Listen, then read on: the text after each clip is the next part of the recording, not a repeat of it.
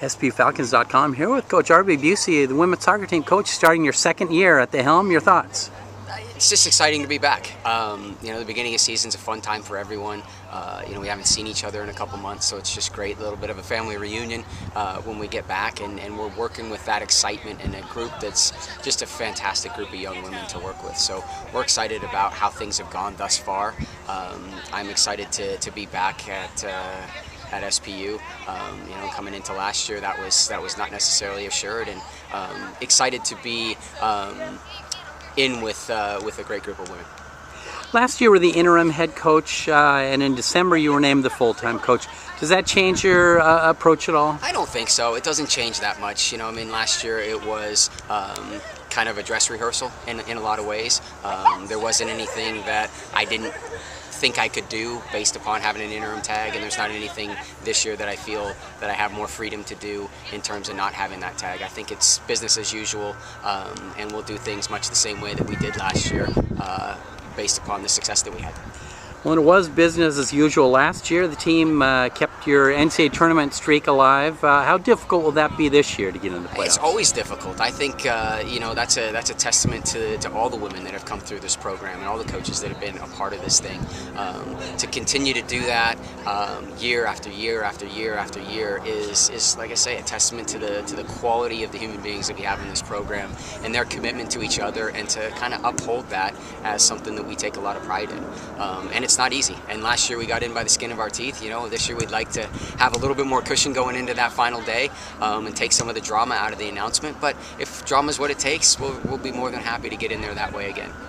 Well, your GNAC coach has picked SPU second in the preseason poll.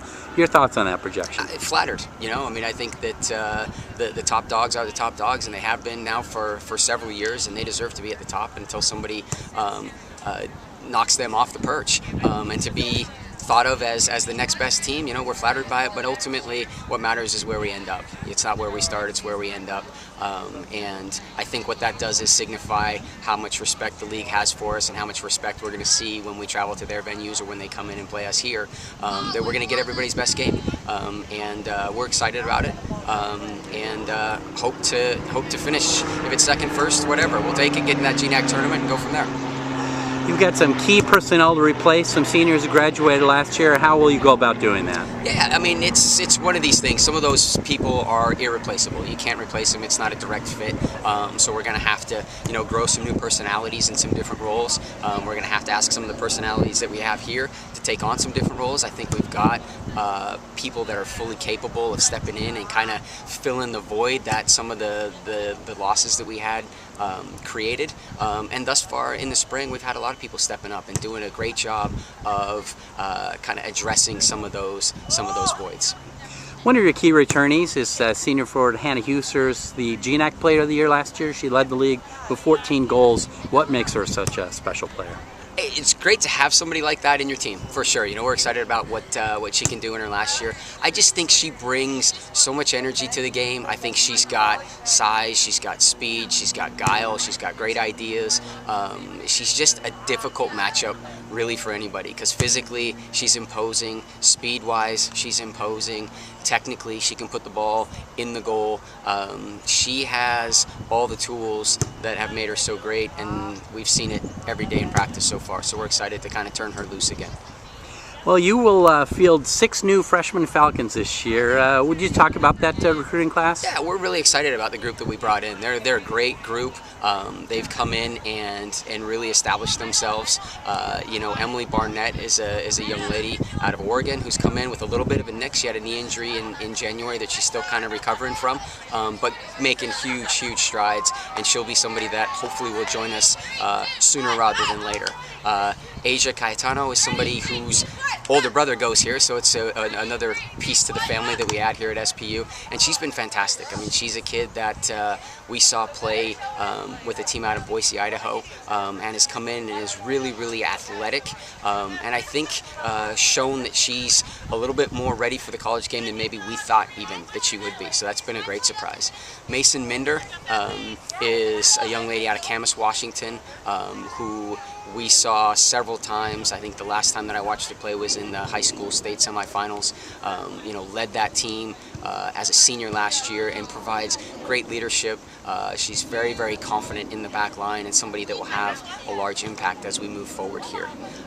Megan Moore, a young lady out of Santa Rosa, California, comes in and has shown a lot of ability on the ball, makes great decisions, is pretty crafty in tight spaces, very, very technical, and is somebody that I think in our attack will be something that our opponents will have to deal with. She's shown that thus far in practice.